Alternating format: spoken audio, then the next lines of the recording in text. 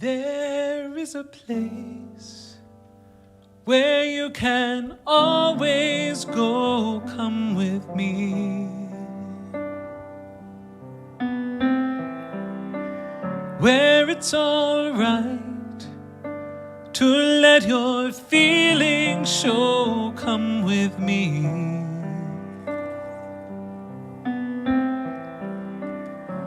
What a pleasant journey. Isn't very far. We can go together, stay right where you are. And now it's time to start. It's right here in your heart. There is a place where you can be yourself. Come with me.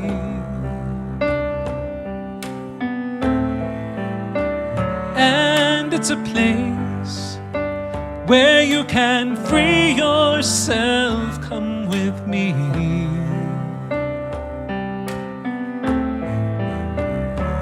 And you know it's waiting, not so far away.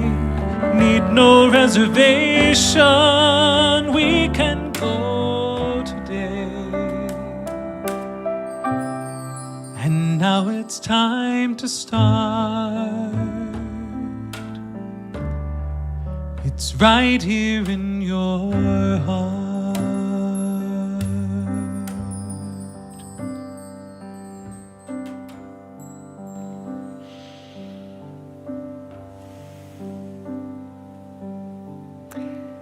As I sat to write this prayer, staring at the blank page, listening for what is mine to say, a funny memory came to mind. When I was a freshman in college, my English teacher gave us an assignment where we had to sit in one place for an hour and write what we saw. I chose to sit in the middle of the mall in the town where I lived and watch people walk by. And oh, the people. There were all kinds of people.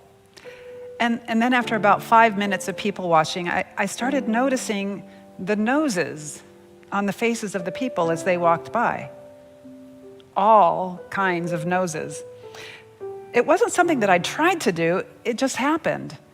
And the more I noticed people's noses, the more I noticed people's noses. It was like their noses became the focus of my attention, so much so that it was all that I could see. They were like walking noses. And it occurred to me that this could be a practice. Oh, not staring at people until all we can see of them are their noses, but looking deeply at people until all we can see of them is the beautiful light being that they are. Listening deeply to people until all we can hear is God expressing.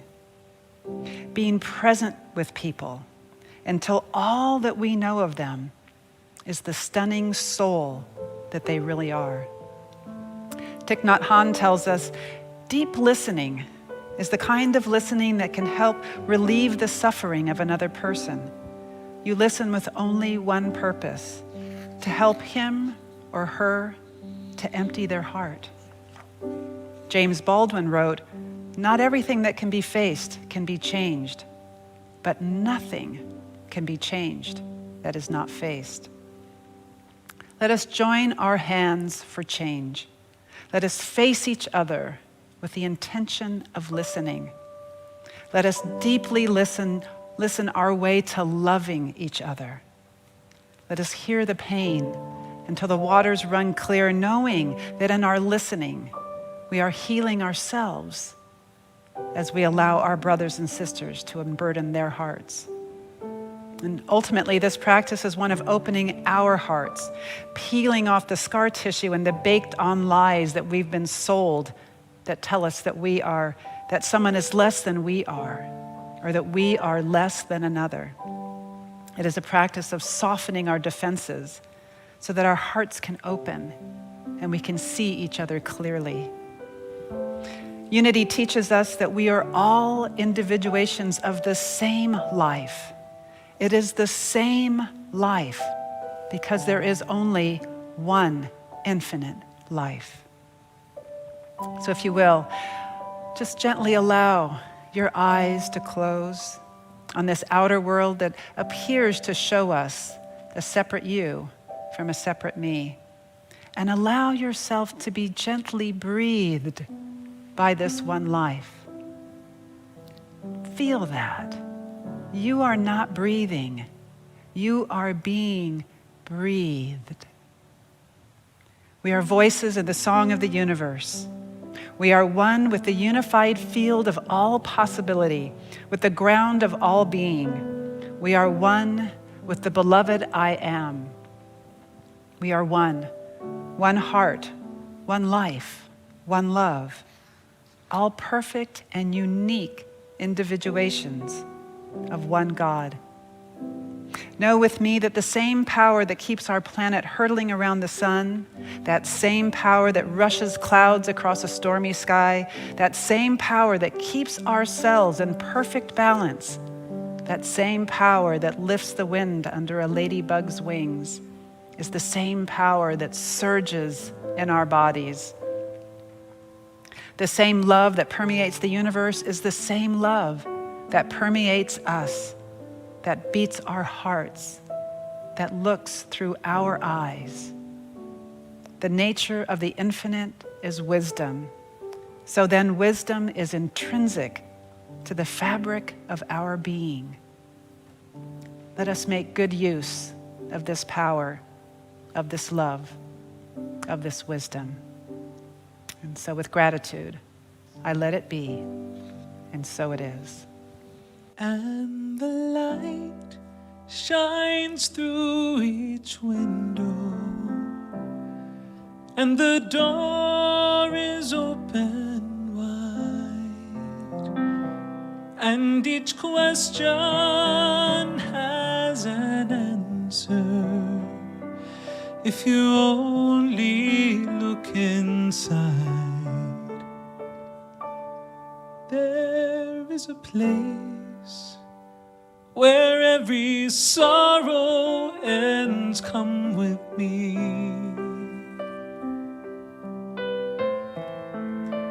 Where every hope and every truth begins. Come with me.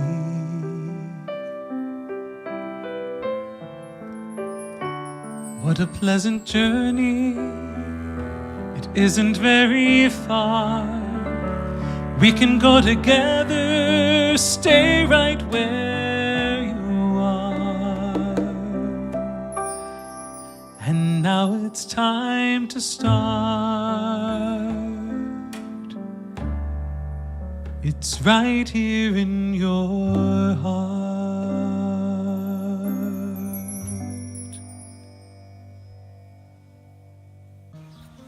Hey there, Unity in Lynnwood family. Oh, I miss you. Your smiles, your hugs, your singing voices next to me, just being present with you in service. I miss you all. But it's been wonderful, hasn't it, to be able to be at home and to still get the beautiful spiritual feeding we've been getting from Richard and Matthew and Nina and the crew. I'm Robin Moberly. For those who don't know me, I'm generally one of the platform assistants that helps on Sunday mornings, but for the present time, I've been able to be at home enjoying service along with you. What a time we're going through, right? Just the work that's being done to make the world a better place and the challenges that we've been through with the pandemic.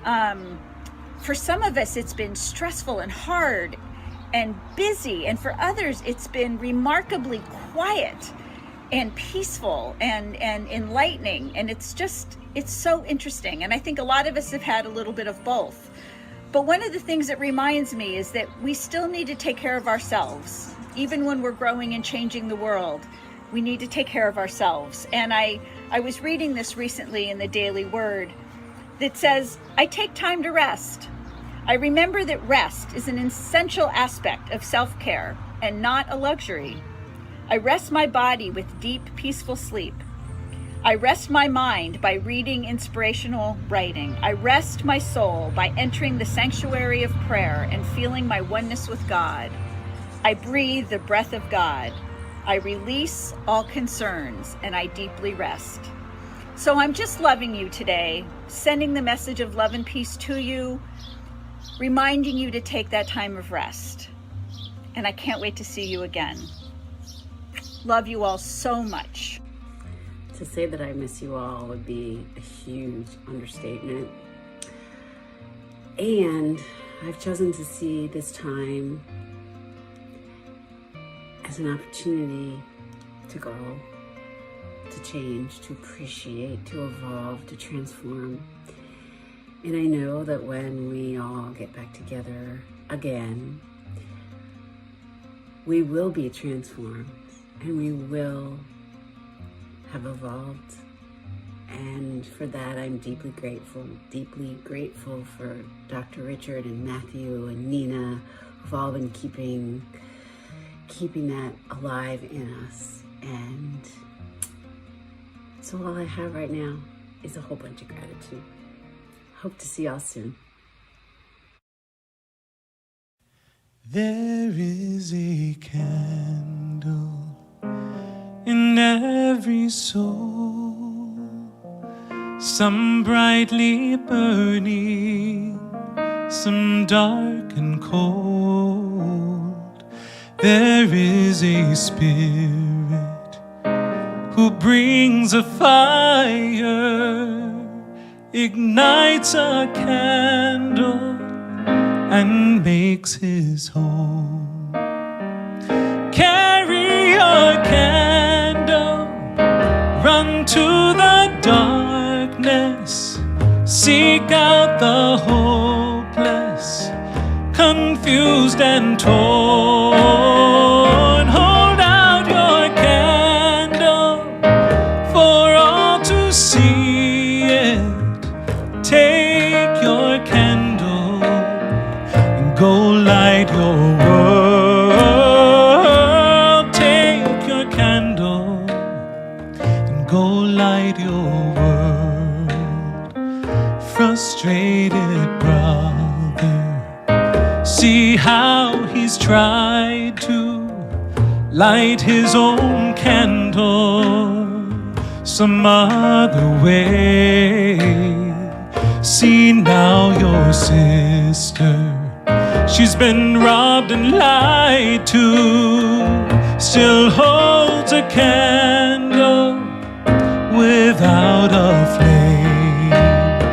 So carry your candle, run to the darkness, seek out the lonely, the tired and worn. Hold out your candle for all to see it.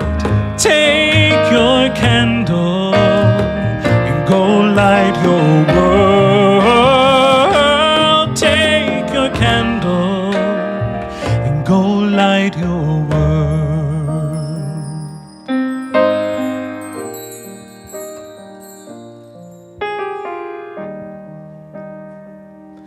We are a family whose hearts are blazing.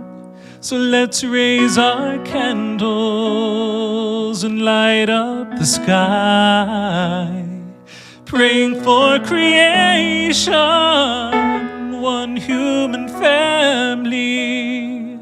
Make us a beacon in darkest times. Carry your candle, run to the darkness, seek out the helpless, deceived and poor. Hold out your candle for all to see it. Take your candle and go light your world. Take your candle and go light your world.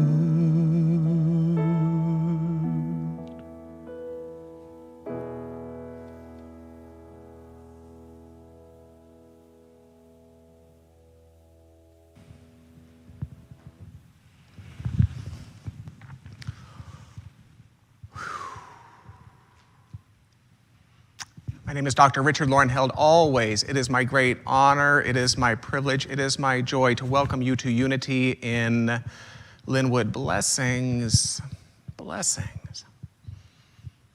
Blessings come to you on this convergence weekend of Juneteenth, of solstice, and Father's Day. Happy Father's Day. For those who have children, please note that Youth and Family Ministries gatherings are also launching at this very moment. Credentials are available to you simply by writing the program director. Her name is Stacy Bailey. Practical spirituality, welcoming community. That mission statement, so short on word, but so broad on idea. Every week I like to support this with one of the values statements, with one of the bullet points we developed in collaboration with your Board of Trustees beginning in late 2014. Take a deep breath. Is this you? Is this yours? Oh, it's mine. It reads as follows: we actively seek and enthusiastically include truths from all great spiritual traditions.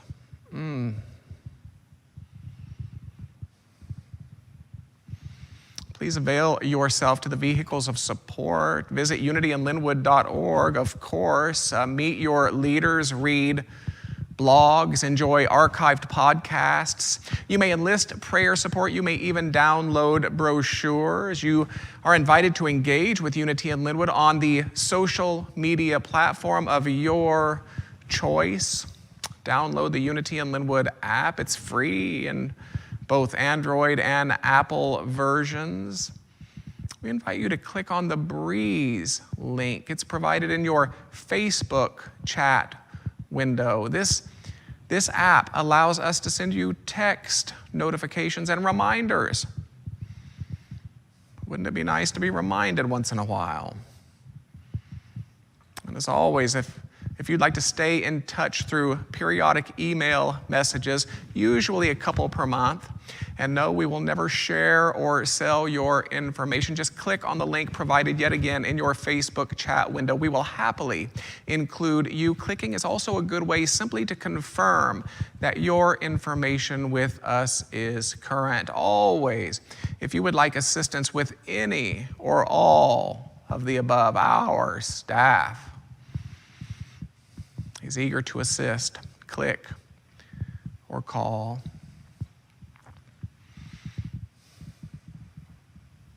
What a joy, what an honor. Reverend Harriett Walden is the co-founder of Mothers for Police Accountability. It's a Seattle-based organization that advocates for the dignity and security of the whole community against any injustices in law enforcement, in the criminal justice system, while educating young people on their legal rights and responsibilities in relationship with the police. She's a member of Seattle's Community Police Commission, and she hosts the Mother's Justice Show. She's with us this morning. Even now, I know you open your hearts in Unity in Lynnwood's unique brand of love and welcome to Reverend Harriett Walden. Good morning. Thank you so much for the opportunity, and happy Father's Day to all the fathers, grandfathers, and godfathers out there. I hope you have a lovely day. The sun is shining here in Seattle. That's always a good sign. It's always a good thing when the sun is shining. So again, thank you for your opportunity. Thank you for inviting me. And thank you for that great introduction. Wow, we're just at an auspicious time. As you mentioned, the world is just having a good time. I mean, there's a lot of things going on the planet. And today I'm going to just talk a little bit about, Martin Luther King titled his last book was called Where Do We Go From Here? Chaos or Community? It was one of his sermons. And so we're up for that right now. This has been many times in the world when we've had an opportunity to shift And of course, one of those was probably during the French Revolution and, going on. And wow, it takes a lot of time and a long time for humanity to absolutely get to the place where we're going to be in our heart instead of our head. And so how do we get from our head to our heart is what I'm going to talk about. I'm a great weaver, so whenever I speak, I like to weave in a whole bunch of other things. I am from Sanford, Florida, born in Jacksonville. I was raised with my grandparents there. My mother died when I was 2 years old. I was raised in the wilds of segregation, and I never had a white teacher in my life. And all my teachers were master teachers taught by the late, great Miriam McLeod Bethune. So anyway, I'm so honored to have had that type of growing up and well-being and people who absolutely just loved me and adored me as an only child and the first grandchild. And I'm sure there's many people out there that have that space. It's always something about being the only or the first, you get to be special. And of course, the baby kind of takes that place away from you, but nothing like being first and being the only or the first grandchild on either side of the family. It is something to live through. So I still carry that with me. I still carry that specialness that I was raised with. And my grandmother gave me a great gift, and I always like to tell you about the gift she gave me. She gave me the gift of having an open heart. Her first husband was lynched.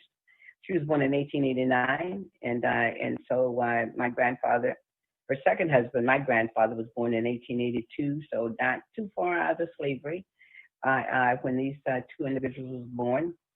But the gift she gave me was that she taught me not to be a hater. She told me not to hate white people.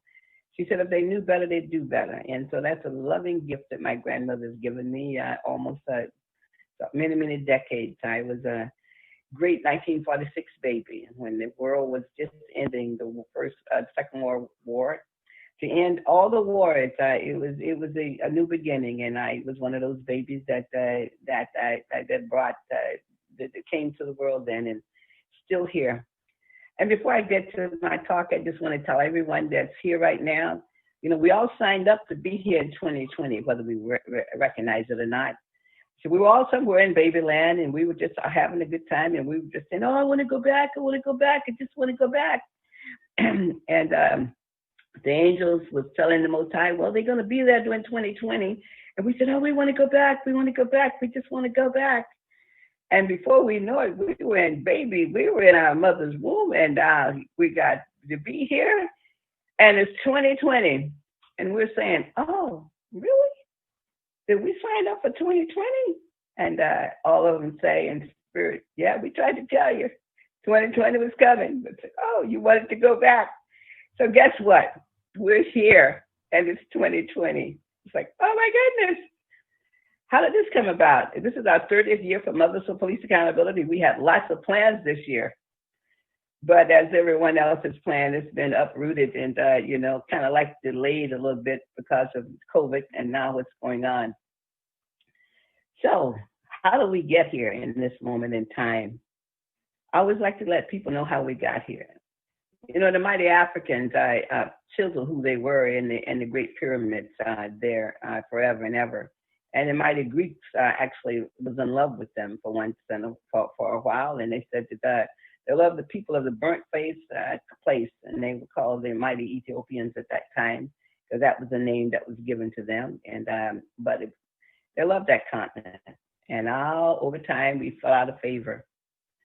And one day, Nicholas V, and June 18th, and 1452 signed the Doctrine of Discovery. And it said that it gave Spain and Portugal exclusive rights to bring, we'll call them human beings today. But at that time, they called them Seraphins, which is another word for Mohammedans.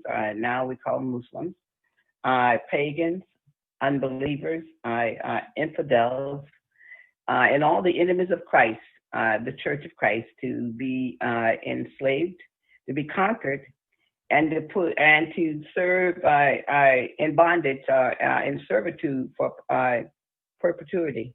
It meant forever. And that goes at the beginning of this sorrow and pain and suffering for all the other continents where non-white people were habited. So that meant Africa and North America, South America, and all of those places where they had rich colored people and all kinds of indigenous people there. So that began this suffering that we've had. And so the church said that we didn't have a soul and that we were infidels. And so that began this beginning to believe that we weren't human. And that has continued until today. And one of those times when we had an opportunity to actually do something, well, you know, we had the Atlantic slave trade. And I want to give homage and praise to my ancestors because they planted a tree on this side of the river and it grew. So many of them, our ancestors are enslaved human beings. Some of them might not have had children, and some of their children didn't make it. So I'm here today, 5 generations out. My grandchildren are 5 generations out of a bondage, and I just want to acknowledge the fact that the fruit that they planted on the tree by the side of the river became Harriett Walden and all of my children. 4 children, 1 in past in spirit, and 6 grandchildren. I'm the former Mrs. Salisbury. And so I'm so grateful that they prayed for a better day. They knew they wouldn't see it, but they had the faith of God, in God, that a better day would come. And so I am that better day that they prayed up. And I give them honor, and I'm so glad that their fruit from their tree made it, and I'm here in this time zone. So, and that gives me joy to be here in this time zone, to be able to speak and to say, to give thanks for them. And how I got to Unity, like I say, I'm a weaver. I showed up at Unity in 1979 with 4 little children. All of my children was raised in Unity's downtown Seattle. On the days that we could get 1,000 people there on a Friday night if Marianne Williamson or if Bernie Siegel was in town. So my kids grew up there.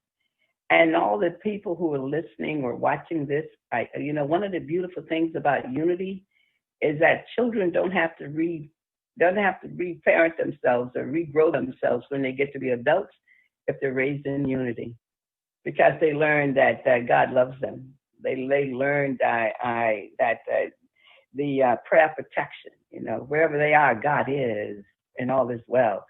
And we used to say that in our car with the kids when my children, that was our prayer. And they learn a confidence of being in the world, that their presence is okay, because they get introduced to a loving God that absolutely has always loved them from the beginning of time. And that anything that has been said in between that was just false doctrine. Because how could God not have loved them? And how did God could not love us, knowing that we were never infidels? We were never without a soul. And so you get to learn that in Unity, and you get to know that just showing up pleases God. Just showing up. You don't have to do anything special. You just have to show up. Show up with a smile. We hope you show up with a smile. Even if you show up with a frown, it's going to be a smile before you leave. And to see children grow up in Unity, it's a gift.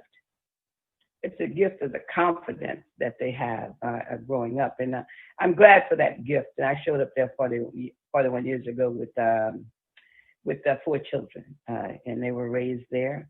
And I stayed there for many, many years. And I still go there from time to time. Haven't been there recently, though. But also going back, I could say I'm a great weaver. And because we had this big thing in America, many, many years ago, it's called the Civil War. And I've been here since the original 13 colonies, and I always like to let people know that. My ancestors have been here for a long time.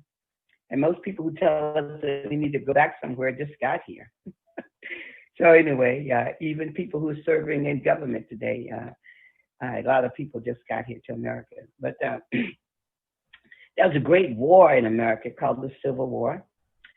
And thanks to Harriet Tubman and other people, other people who had been in bondage went to fight on the Union side. The Union won. And Lincoln signed that paper 157 years ago that ended slavery in America, except that Texas didn't get the word on time. And so you mentioned, Pastor, you mentioned Juneteenth. I grew up in Florida. I must say I didn't know about Juneteenth till I traveled west, because I grew up AME Methodist, and we were at watch night. We were praying at midnight, praying for Lincoln to sign the paper. If you grew up Methodist, you grew up understanding that was what you celebrated. And so Juneteenth, it was a big celebration, and I'm glad I know about it. And I'm glad that people in Texas finally got the message 2 years afterwards that they got it on the East Coast. So, but because of the Civil War, a lot of things wasn't handled. And what was not handled, we have not dug up the root of hatred in America. So now we have a new opportunity. Here we are, 157 years after Lincoln signed the paper, and the world has been turned around. It's been turned around because of 8 minutes and 46 seconds of Mr. Floyd. What happened to him. I mean, and it's an incredible event. I mean, everybody probably knows about it. I don't have to go into detail, but he did say he couldn't breathe. And the other thing he said is that he called for his mother. There's something about it. I owned a business that used to provide services for nursing home resident eye care service. I'm a licensed dispensing optician, the fourth one Black person in the state of Washington to get a license.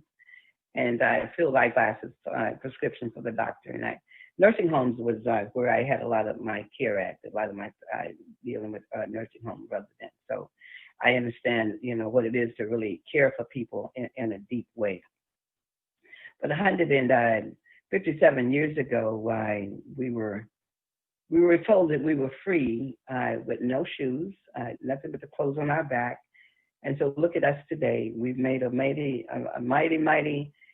come up in America, as the young people would say, but we're not there yet. And we have not dug up the root of hatred. So this is what we're going to do. We're going to go from our head to our heart. And that's mainly what I'm going to talk about, is the heart. Because we understand, especially people who've grown up in unity, understand that the heart center is so important. And the hardest distance is from the head to the heart. How do we get there? Wow. I'm not a gardener, but I always mention the fact that there's a lot of gardeners out there, and I bet the unity, I bet your yards, when you drive up, you're going to see beautiful flowers, because that's what unity always has, is beautiful flowers. But I'm not a gardener. I love flowers. I post them every day on my Facebook page. But there's some of the flowers you have to dig up the root every now and then, like daffodils and tulips. You have to dig them up every now and then. And that's what we've been called to do now, is dig up this root of hatred. Hatred against the other, hatred against, and nullify what the church said 568 years ago, on June 18th, 568 years ago, was the beginning of our suffering. So we have an opportunity to nullify that. And they say it was never the truth, because we know that God cannot not love itself. How could it not? And one of the things that the Farrakhan says, he's with the Nation of Islam, and I always like to give him credit for this. He said that the slaves and the African people made Christianity real, because we're the only people who've ever turned the other cheek, And he said that it was a mystical religion in Europe.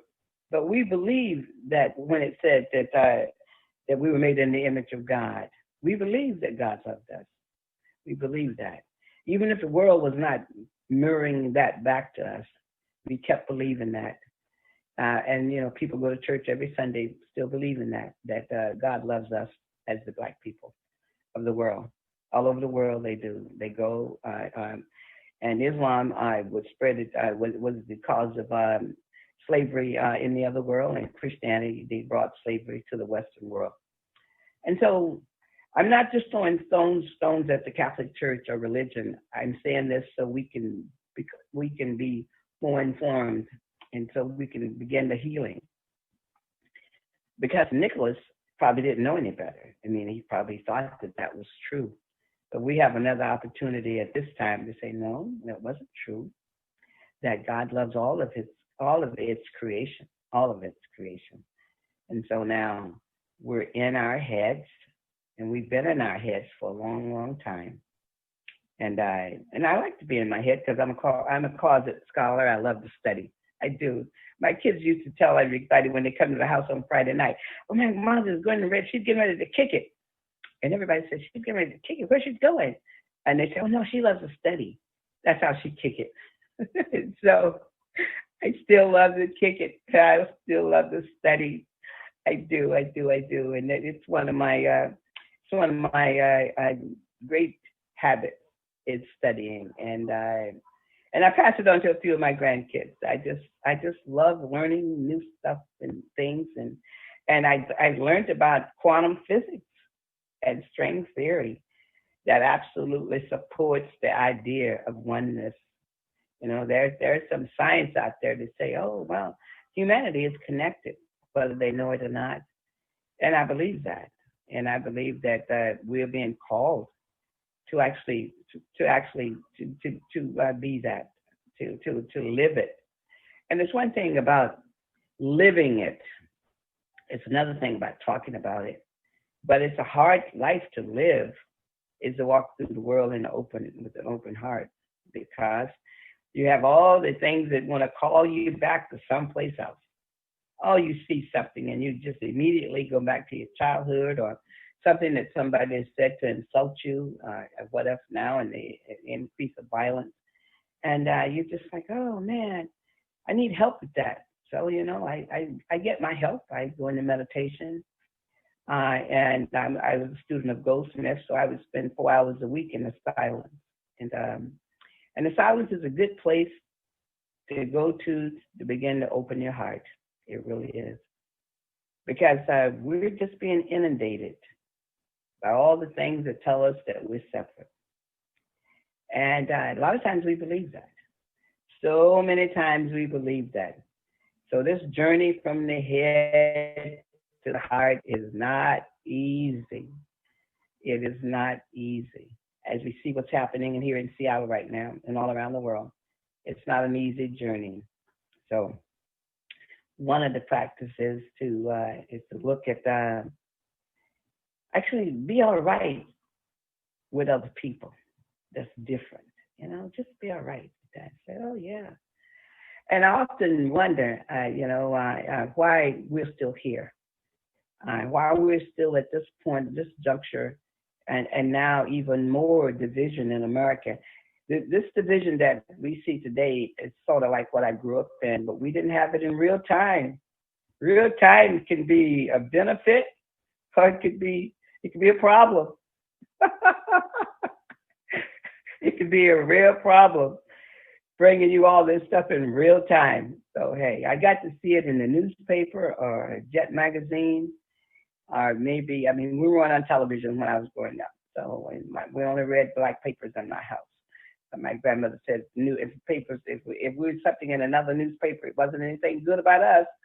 So I read only the black publications. And of course, in the old days, television signed off. So if you didn't get your news by 11, too bad for you.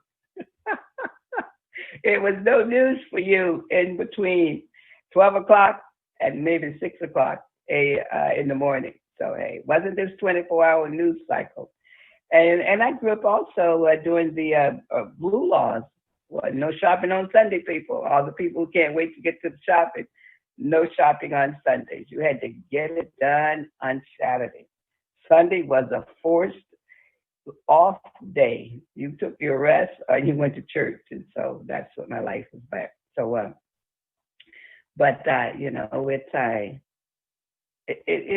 it's something in real time, and it's the real time event that's got us here today. And that real time event was the untimely killing of Mr. George Floyd. And I didn't know him, like most of us didn't, but the world knows him now. It's an incredible event that has happened because of 8 minutes and 46 seconds. And what that 8 minutes and 46 seconds did, it pierced the veil to me about violence. I think people got to really see that this violence is something. I mean, you got to see it in real time. And I mean, it wasn't going to wake up to be in the next movie. It wasn't going to come back and be on television again. And I think that really did something for the heart. I mean, it moved us from our head on some levels to our heart. Moved us where we have to be to say, yeah, he's my brother. Oh, yeah, he is absolutely my brother.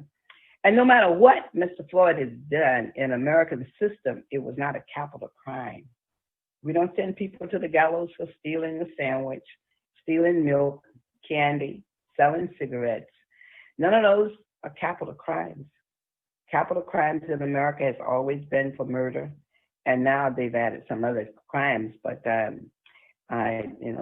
capital crime is really for murder.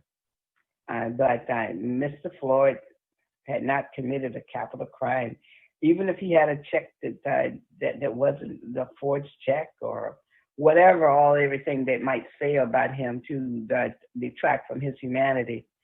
In our system of law, it's not a capital crime. In our system, the police job is to arrest and get you in custody and get you to the, and book you in jail. Write up a police report, and then the other part of the system takes that on. And Mr. Floyd was not allowed that. I think another thing that has empowered people to actually stand up around the world is that the officer was comfortable, and he was a multiple. He was a multiple person. He had killed more than once, but in that system, police officers usually get away. I mean, that very seldom are they charged with a crime. So you put all of those things together, and here we are. Here we are, and we saying, wow, how can I be different? Lord, send me. What can I do? Well, one thing we can do is that we can meditate. We can absolutely meditate on the human family. And we can practice a practice that I have of seeing the Christ on every face. I want to see God everywhere because we can do that. We can see that face of God even where people are homeless. I don't like the word homeless. I say people without homes because we know in the invisible world, God has given us everything and it's already given. We have to open up our consciousness to say, yes, I receive. And so one of the things another thing to do is get involved. Get involved with making your part of the world better. Get involved with people who don't look like you. Get involved with reading history.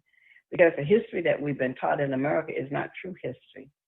The Navajos right now don't have running water in New Mexico.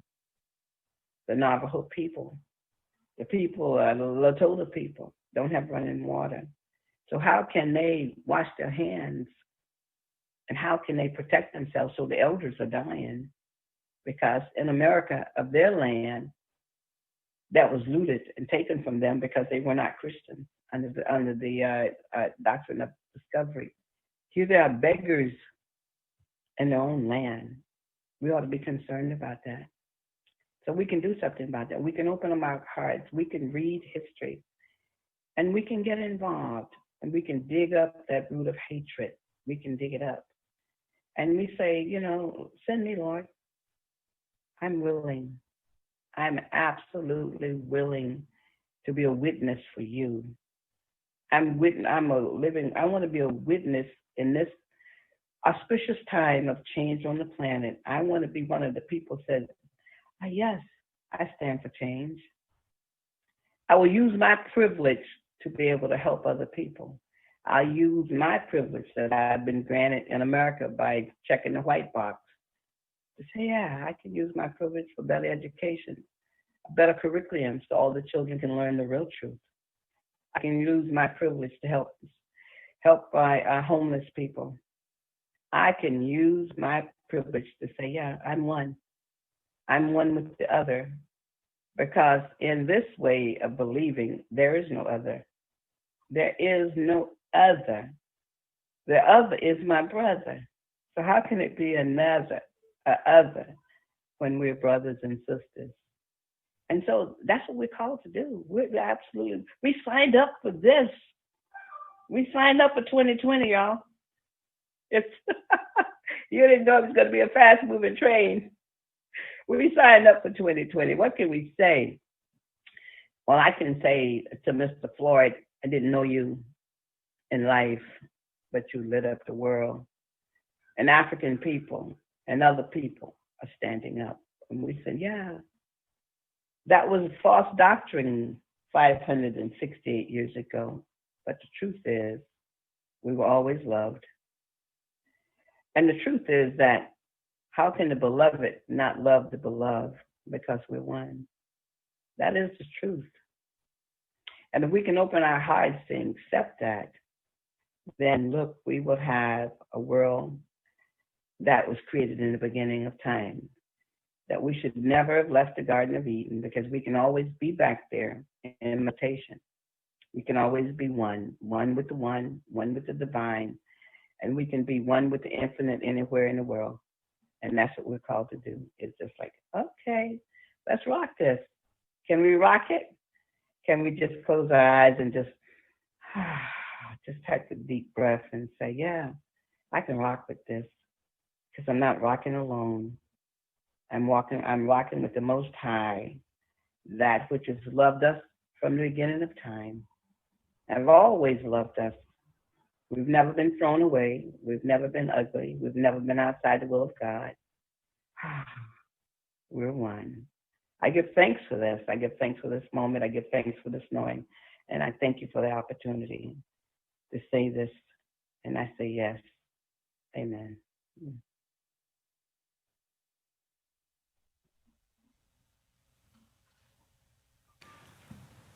Whew. Thank you, Reverend Harriett. Wow. Wow, thank you.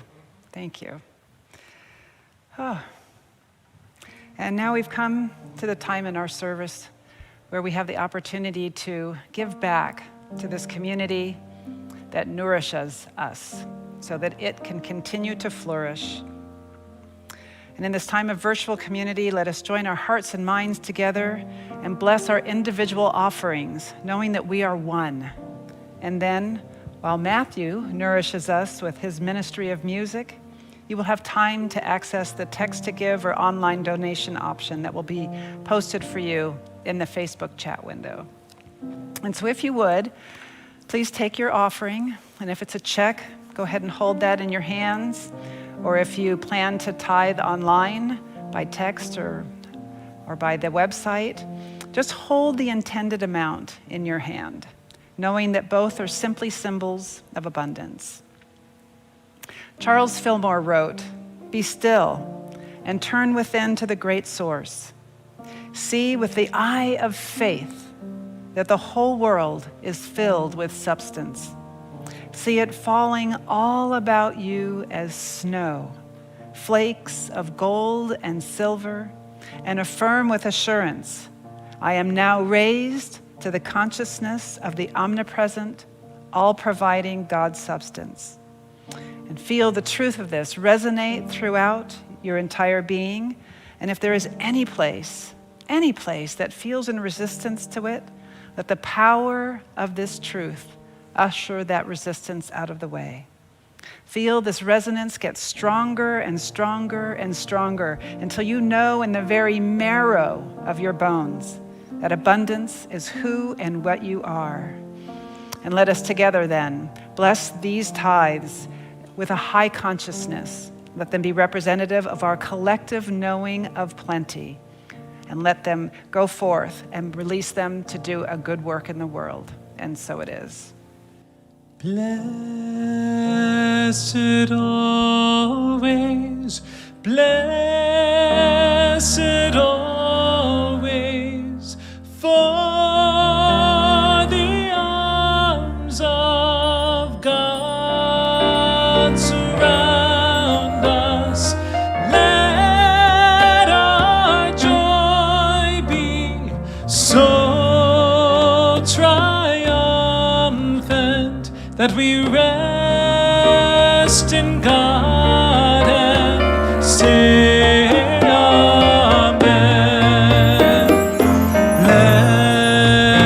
Blessed always, blessed always, for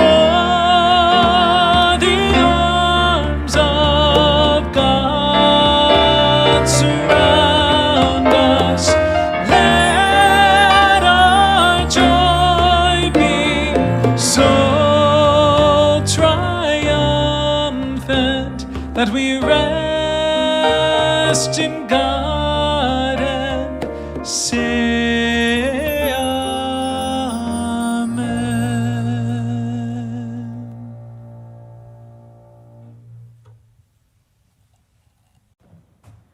Hello, I'm Daniel Coffis, and I'm here with Tim Vokes today to invite you to mark your calendars for the 3rd annual Unity Men's Fall Retreat. It's scheduled for September 4th through the 6th at Camp Houston in Gold Bar, beautiful setting in the Cascades. The event's designed for the time for men at Unity to spend time together to relax, have fun, build relationships, and take some time out of life to grow spiritually. Bring a smile, a corny joke, an open mind to meet others and relax in a beautiful setting. We'll share food, fun, drink, and plenty of me time for you to recharge. Our theme this year is actually Men, Our True Selves, and here's Tim Vokes to tell you a bit more about it. Morning. So exploring the theme, Men, Our True Selves, we're going to explore who we are below the many roles that we play in our daily lives and the masks that we often wear in different situations. This fun and introspective journey will challenge us to reach for our true selves and bring our beautiful light to the world. It includes individual and group sessions, outdoor activities, and time for self-reflection and renewal. Thank you. So as you can tell from the photo, we have a tough time having fun at these events. It really is a great time for the men in the congregation to bond, build a relationship, and share time together. We look forward to seeing you on September 4th through the 6th and experiencing Men, Our True Selves. Thanks.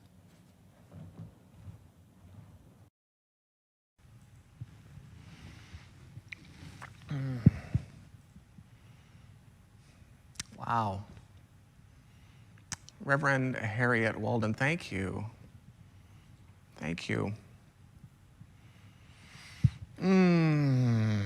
Spiritual Awakenings. It is our midweek service. It's facilitated by our own associate minister, Reverend Nina Clark. Wednesday evening, the 24th, 7 o'clock p.m. All are welcome. This is streamed via the Unity in Lynnwood app and, of course, the Unity in Lynnwood Facebook page. Next Sunday, what an honor. What a fun idea.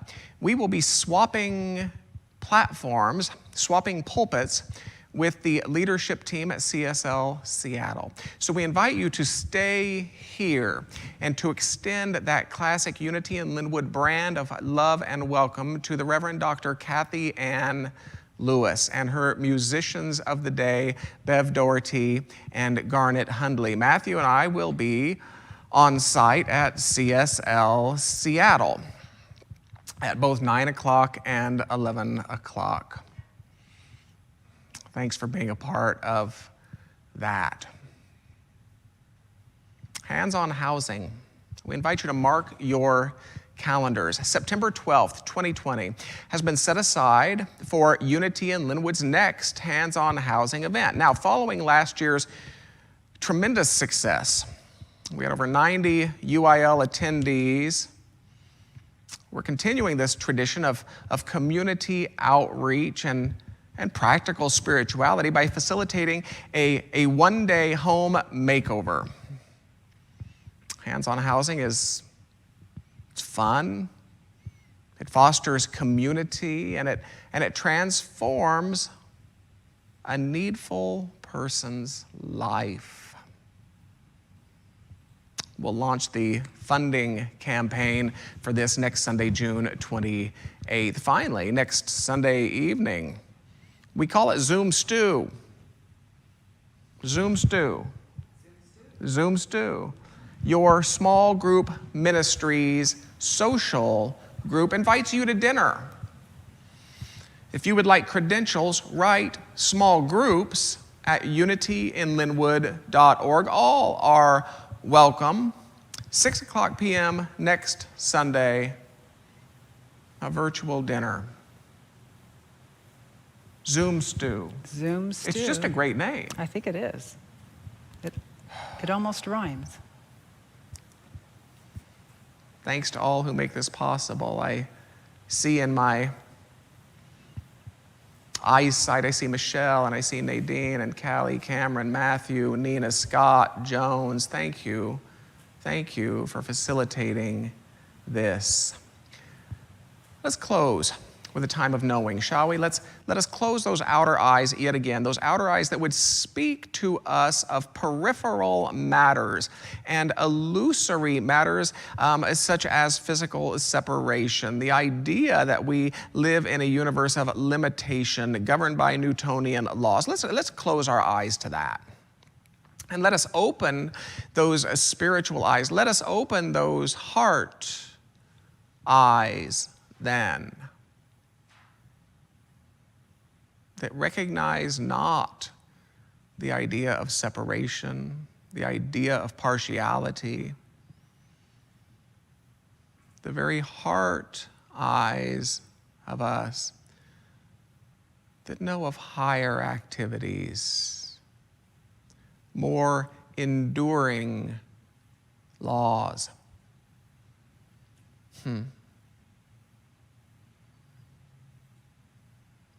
Let us find a receptivity in the heart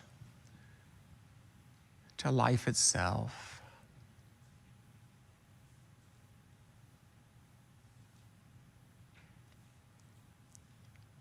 Not your life and my life, but life, the life that sources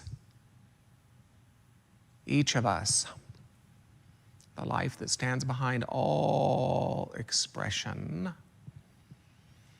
And let us open the heart eyes of us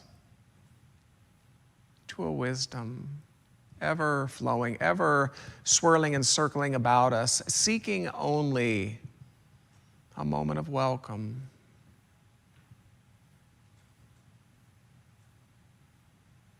We do not wait upon the wisdom that is God. The wisdom that is God waits upon us, you see. We open the very heart eyes of us to know a sufficiency. We were not born into a universe of lack or limitation. And always we become ready vehicles for a harmony that longs ever to press itself into this world of form through human hands such as yours, through human hearts such as mine. We make ourselves available to a harmony that knows exactly how to do harmony.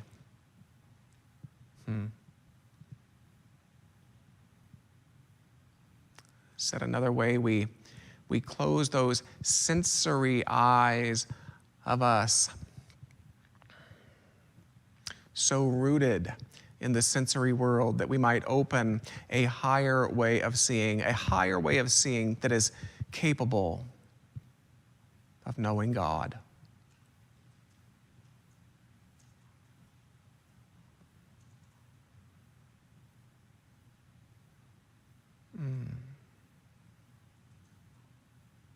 And for what peace this imparts, we say yes.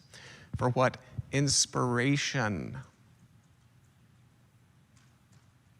this encourages, we say yes.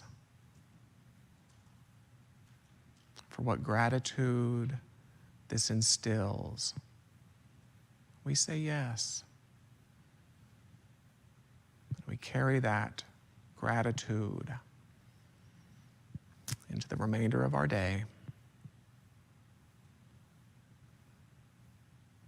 with these sung words. May the long time sun shine upon you, all love surround you, and the pure light within you guide your way on, guide your way on, guide